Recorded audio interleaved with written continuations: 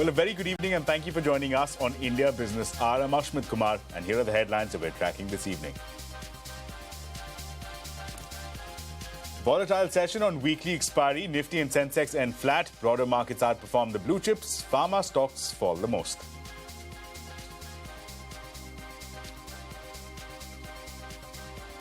Union Petroleum Minister Hardeep Puri defends India's stance to buy oil from Russia despite them invading Ukraine. Says India does not have any ideological hang-ups on who it imports from. Says Europe would have been in a much deeper recession if there was no Russian oil. Jet Airways relaunch remains uncertain. The Jalan-Calroc consortium seeks more time to pay the airline's lenders and implement the resolution plan. The consortium was expected to pay the first tranche before 15th of May. Aircraft lessor SMBC Aviation Capital challenges Company Law Tribunal's decision to grant a moratorium to Go First. Tells NCLAT that Go First has no right over its aircraft as the leases ended before the moratorium was granted. Reports suggest that the airline plans to restart flights from May 24th. Asian Paints reports robust earnings, profit and margins beat street. Volumes growth at 16% comes in better than estimates. The company says that going forward, they will continue to be aggressively pursuing growth. Japanese giant SoftBank's Vision Fund posts a whopping $32 billion loss, takes the company's annual loss to $7 billion. Losses were largely driven by aggressive investments in tech startup. The Supreme Court deems former Maharashtra Governor Koshyari's decision last year to direct Uddhav Thackeray to hold a floor test as illegal. Says the governor is not entitled to play a role in intra-party or inter-party disputes, but concluded that since Thackeray resigned without facing a floor test, status quo cannot be restored, indicating that Eknath Shinde can continue as the chief minister. Big win for the Delhi Aam Aadmi Party government. The Supreme Court rules that the Delhi government has legislative and executive powers over all administrative services except matters related to law and order and land. The apex court holds that the purpose of having a separate assembly will be rendered futile if democratically elected government in Delhi doesn't have control over its officers. Pakistan Supreme Court declares Imran Khan's arrest as illegal, orders him to be released immediately. The court has also directed the former Prime Minister to approach the Islamabad High Court once again. Well, it's that time of the year when CNBC-TV18 celebrates and honors leadership excellence, whether in the field of business or sports or films or policy making, with the India Business Leader Awards. The 18th edition of our annual awards was held this year at a glittering ceremony at the Geo World Convention Centre in Mumbai's Bandra Kurla complex. This year is of special significance for us here at CNBC-TV18 as our flagship awards event becomes an adult. Tata Steel's TV Narendran won the IBLA Outstanding Business Leader of the Year award. IT bellwether Infosys was awarded the Outstanding Company Award. The Lifetime Achievement Award went to Venu Srinivasan of TVS Motors. Here's a quick look at the key highlights from what was an evening to remember.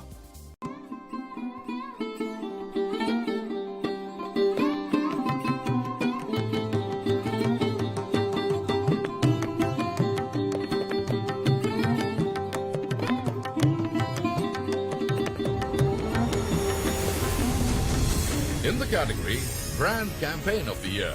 And the winner is...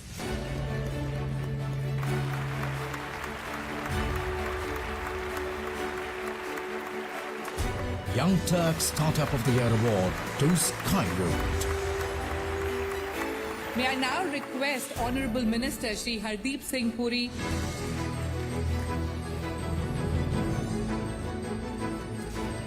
We would like to take a moment to remember and pay a tribute to those who have left us in the past year. Cyrus Mistry, Vikram Kirloskar and Rakesh Jhunjhunwala.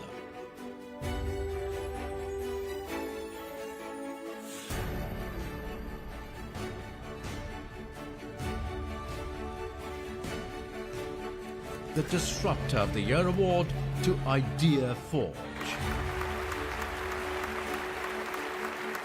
The Special Recognition Award for Social Impact Icon to the late Ida Bhatt.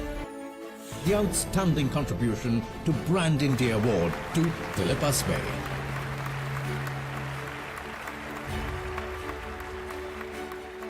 The Sports Leader of the Year Award to World Champion Nikhat Zari. Game Changer of the Year Award to the Board of Control for Cricket in India, BCCI. Entertainment Leader of the Year Award to Alia Bhatt.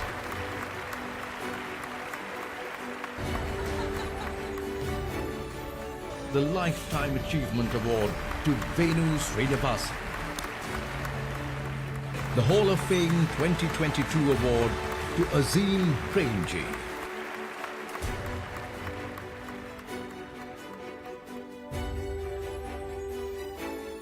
Outstanding Company of the Year Award to Infosys. The Outstanding Business Leader of the Year Award to TV Narendran.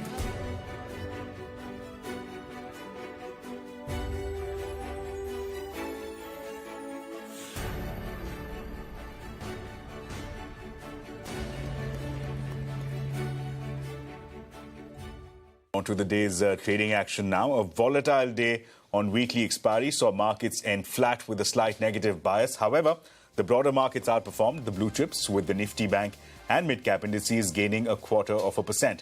Pharma stocks were the biggest laggards. Well, on to the earnings corner now. Asian Paints posted a solid performance in the fourth quarter. The company's net profit and EBITDA beat the street's expectations, and volumes recorded a double-digit growth. Net profit came in at more than 1,200 crore rupees, while EBITDA stood at nearly 1,900 crore rupees. Revenue was largely in line at over 8,700 crore rupees. Margins were also above street's expectations. And while staying with earnings, auto major Eicher Motors reported stellar set of numbers for the fourth quarter. Net profit, revenue and margins beat street's expectations across all parameters. On a year-on-year basis, net profit rose nearly 50% to 900 crore rupees, and revenue registered a 20% growth. The board has approved a cash outlay towards capital expenditure of over 1,000 crore rupees for FY24. In global earnings, SoftBank recorded an annual net loss of over $7 billion. This loss was largely led by the company's Vision Fund segment, which posted a total loss of $32 billion. These losses were driven by aggressive investments in tech startups. Well, latest now from the aviation space, Jet Airways has been grounded for 4 years now and is far from taking off. The Jalan-Calrock consortium that was supposed to make payments to creditors before the 15th of May has once again sought more time from the NCLT. The JKC has put the onus on banks for this delay in restarting the airline. Madhya Mujawar now joins us with more details. Madhya, tell us, the wait doesn't seem to be over yet. What is the consortium saying? Well, all eyes have been on the Jalan-Calrock consortium for the past few months. When will it make payments? When will it get the airline's ownership? And when will it be able to put the airline back in air? These are some of the big questions facing the consortium. The JKC was given time till 15th of May to pay the first tranche, considering 16th November as the effective date. So 180 days from that date comes to 15th May, which is 4 days from now. But according to its latest application with the NCLT that CNBC-TV18 managed to access, the consortium has said it won't be able to pay the amount by this time. Now, the next question: why this constant delay and requests for extension in deadline? The consortium claims that after the 13th January order by NCLT, banks took the first step, which is sharing bank account details of the airline only on 13th April. So now the consortium is asking the NCLT to exclude that period between 16th November and 13th April from the 180 days it has to implement the resolution plan. Jalan-Calrock's explanation is quite contrast, you see, to what we have been gathering from banking sources. We had reported earlier that banks have been wanting to transfer ownership of the airline, but only after the consortium pays them the first tranche. So who exactly is to be blamed here for the delay in restarting the airline? This is something that needs to be answered. As of now, Jet Airways doesn't even have a CEO, and the airline's air operator certificate is also expiring, and hence the relaunch continues to remain uncertain. Staying with aviation, sources tell CNBC-TV18 that Air India pilots who hadn't signed the new employment contract have now decided to sign. This change in the decision came after pilots' union held a referendum where majority pilots voted for signing the new terms. According to the people privy to this development, pilots decided to accept the new terms after many Go First pilots started applying for jobs at Air India. What also gave pilots the confidence was the assurance given by the Chief Operating Officer in a town hall where he told them that their concerns will be looked into by the management. Well, aircraft lessor SMBC Aviation Capital has challenged the Company Law Tribunal's decision to grant a moratorium to Go First. They told the NCLAT that Go First has no right over the aircraft as leases ended before the moratorium was granted. Reports suggest that the airline plans to restart flights from May 24th. And while Go First enters insolvency, SpiceJet has clarified that it has no such plans and doesn't intend on going down the same route. In a fresh statement today, SpiceJet said that there is absolutely no question of filing for insolvency. The airline said that it has initiated the process of reviving its grounded fleet. For this, the airline says it will be using $50 million received from the government as emergency credit and internal cash accruals. On the 9th of May, one of the airline's lessors requested aviation regulator DGCA to deregister 3 aircraft. However, in the statement, SpiceJet CEO Ajay Singh said, and I quote, "We have a great relationship with all our partners. Our lessors have supported us through thick and thin and continue to do so, and we are grateful for their support and confidence." End of quote. Well, speaking at the India Business Leader Awards today, Union Petroleum Minister Hardeep Singh Puri defended India's stance to buy oil from Russia despite them invading Ukraine. He said that India does not have any ideological hang-ups on who it imports from. He further said that Europe would have been in much deeper recession if there was no Russian oil. The situation is that the multilateral system in the United Nations, or the multilateral system anchored in the United Nations, is a broken system. Today, countries will fend for themselves.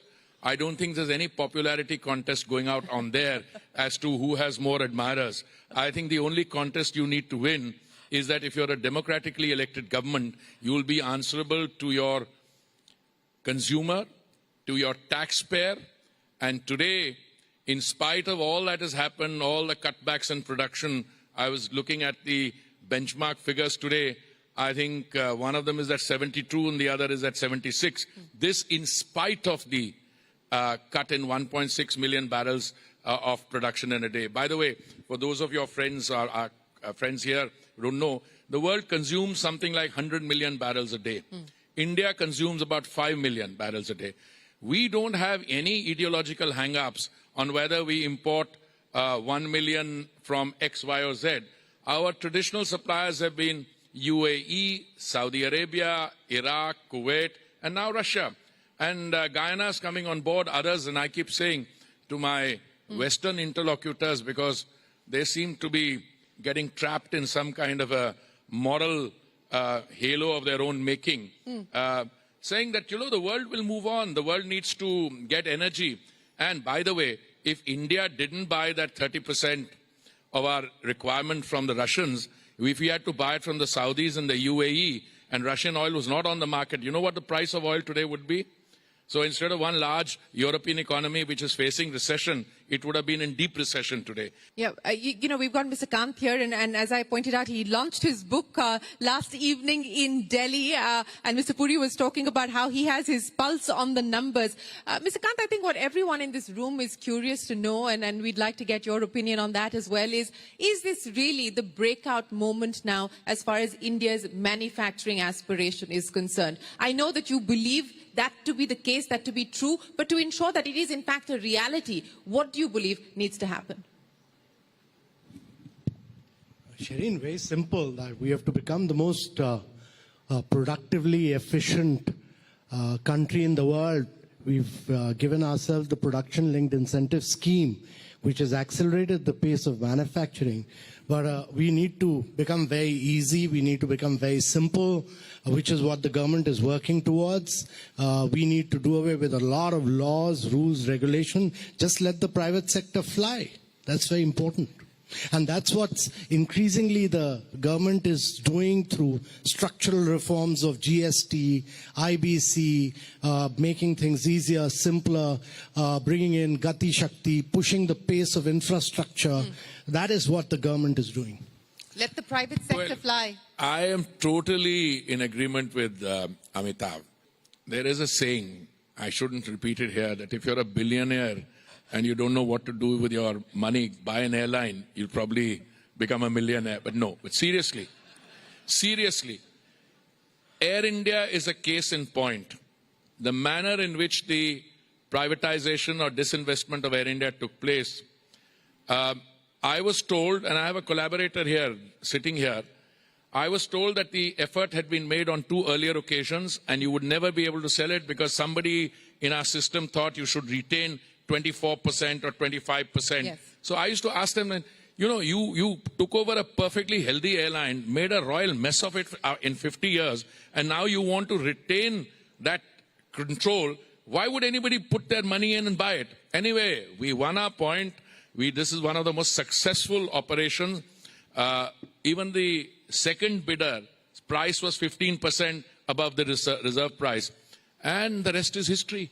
Today, Air India has ordered, 500 or so planes with an option on another 400. Yeah. The heads of state of the United States and France write letters of appreciation to our Prime Minister. Thank you for creating so many thousands or jobs in there. US. And that's not the only airline. There is another airline, okay, large market share. I don't mind naming them, Indigo. They've ordered another 400-500 planes. So when I was Civil Aviation Secretary, there was this regular bantering between my secretary and me. So I used to start by saying, how many planes do you have? Like a little kid, He said, 760. I said, how many do you want? He said, 1,200. I said, what are you talking about? You'll get 2,000 plus. I'm telling you that 2,000 figure. India's civil aviation is booming. Well, with that, it's time now to slip into a very short break. But coming up on the other side, the Supreme Court has ruled that the Delhi government has legislative and executive powers over all administrative services, except matters related to law and order and land. Details when we come back.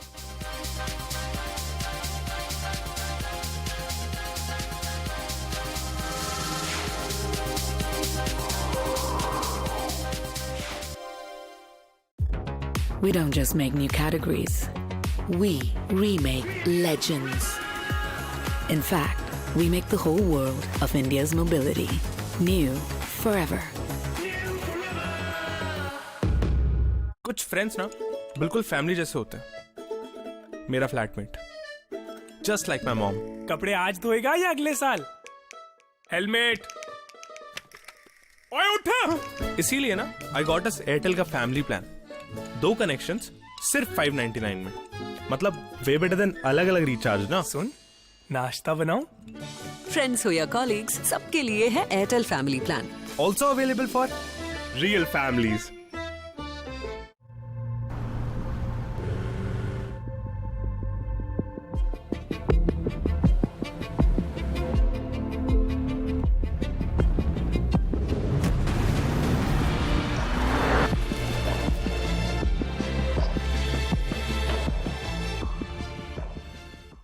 People often ask me why I left my steady job at the call center. I wanted more out of life. So, I launched my own startup. Do you want to know how? Then start up your own business as an LIC agent. You want it, we've got it. Great products, zero investment, leading organization, and unlimited opportunities. So, are you ready? Now think big. Become an LIC agent. Visit our website or contact your nearest LIC branch.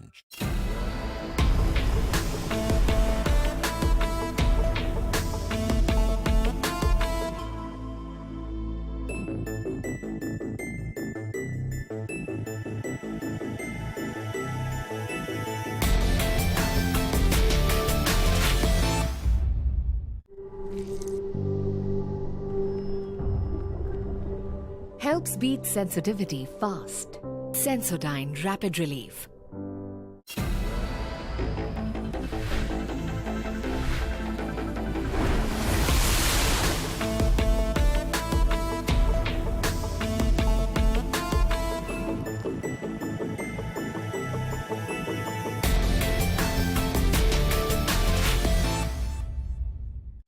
Samsung Solve for Tomorrow is a national education and innovation competition. This is your chance to make an impact for India.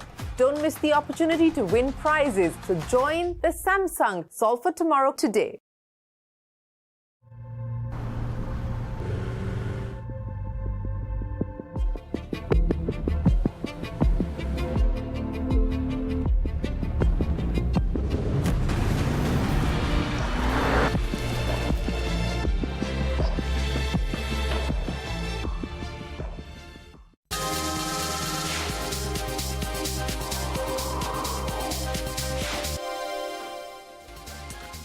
Welcome back. It's a big win for the Delhi Aam Aadmi Party government. The Supreme Court has said that the government has legislative and executive powers over all administrative services except matters related to law and order and land. Now, the Apex Court also held that the purpose of having a separate assembly will be rendered futile if democratically elected government in Delhi doesn't have control over its officers. Abhimanyu Sharma now joins us with the latest. Abhimanyu, take us through the court's order.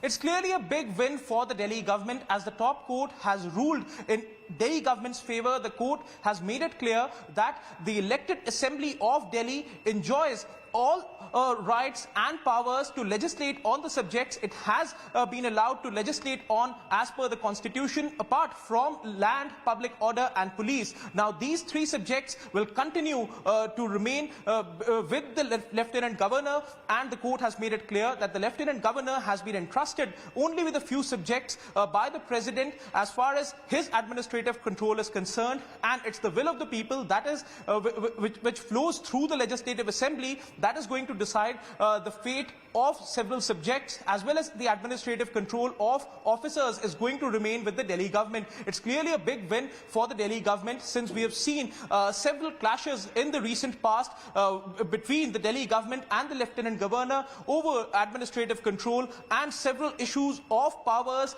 and several files which were being returned in the recent past. So clearly the Supreme Court judgment is going to lay the foundation possibly for a better governance in the national capital, and it remains to be seen how early it is going to be implemented, since the Delhi government has been accorded full administrative control over its officers, apart from the subjects which are already under the centre's domain. Well, after 10 days of arguments, the Supreme Court has reserved its judgment in the plea seeking same-sex marriage rights. Now, the bench is headed by Chief Justice of India, Justice D.Y. Chandrachud. The petitioners termed the exclusive right of heterosexuals to marry as discriminatory. The petitioners are seeking a Supreme Court declaration for the right to marry. Centre has maintained that it will support only marriages between biological males and females. However, the Centre did submit that there is a right to cohabit and that there's a Cabinet Secretary-led committee that can look into the rights flowing from cohabitation. More Supreme Court action. The top court has declared that former Maharashtra Governor Koshyari's decision last year to call a floor test for Uddhav Thackeray was wrong. It further said that the governor cannot play a role in intra-party or inter-party disputes. The court also held that the appointment of Eknath Shinde-backed Bharat Gogawale as the chief whip to be illegal. However, the Chief Justice of India, D.Y. Chandrachud-led bench ruled that status quo ante cannot be restored as Thackeray resigned before the floor test. This comes as a big relief for the Shinde government as he can continue as the Chief Minister. The court also refused to interfere in the proceedings related to disqualification of 16 MLAs from Shinde camp, saying that the Assembly Speaker must decide.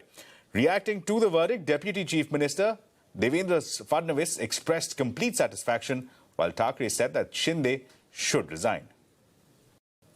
इस देश में अब प्रजातंत्र उसकी रक्षा करना हमारा काम है। जैसे सर्वोच्च न्यायालय ने कहा कि अगर मैं रिजाइन नहीं करता, मैं इस्तीफा नहीं देता, तो शायद मैं वापस मुख्यमंत्री बन जाता। मैं मेरे लिए नहीं लड़ रहा हूँ। मेरी लड़ाई जनता के लिए है, मेरे देश के लिए, मेरे राज्य के लिए है। और भले हम इसके पहले राजनीति में विवाद तो होते रहते हैं, लेकिन एक मत तो हमारा हो गया है कि इस देश को हमें बचाना है। Well, earlier today at CNBC-TV18's India Business Leader Awards, Deputy Chief Minister of Maharashtra Devendra Fadnavis spoke to Shireen Bhan on the Supreme Court verdict. The Supreme Court's judgment, I think we were quite confident, and we feel vindicated after this judgment. And we are happy not just because we retained the power, but we are happy that we will be the part of, the dream of our Honorable Prime Minister Narendra Modi ji to make India a 5 trillion economy, because we aspire to contribute 1 trillion from Maharashtra in this 5 trillion dream. And I think with today's vindication, we will work hard towards that goal. Okay. You're going to work hard towards that goal with Mr. Shinde? 100% with Mr. Shinde. Please have no doubt, this government will complete its tenure. The leader will be Mr. Eknath Shinde. He will be the chief minister and will go to the election under his leadership, will win the election again, will come back to the power. Mr. Fadnavis, you talked about the milestones that you're hoping to achieve, and you talked about that goal that you've set in terms of what you hope to generate. In terms of immediate priorities now, and Mumbai currently, in terms of infrastructure, a lot of development is taking place. If you can give us timelines on when this audience, when Mumbaikars should expect all of this to be operational. I think it is now time to deliver.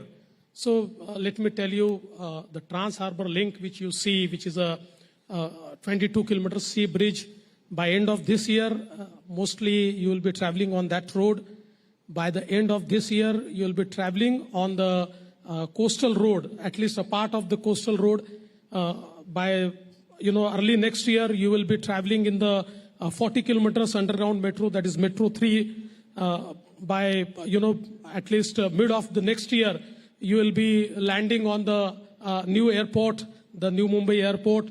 So I think all the projects are absolutely on the time schedule, and you'll see many more such projects, because we are starting some new projects in the infrastructure in this MMR region.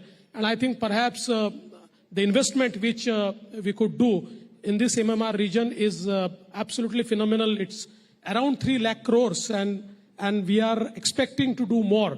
So there are more projects which will be announced in days to come. Well, with that, it's a wrap on this edition of India Business Hour. Thank you so much for watching. News and updates continue right here on CNBC TV 18.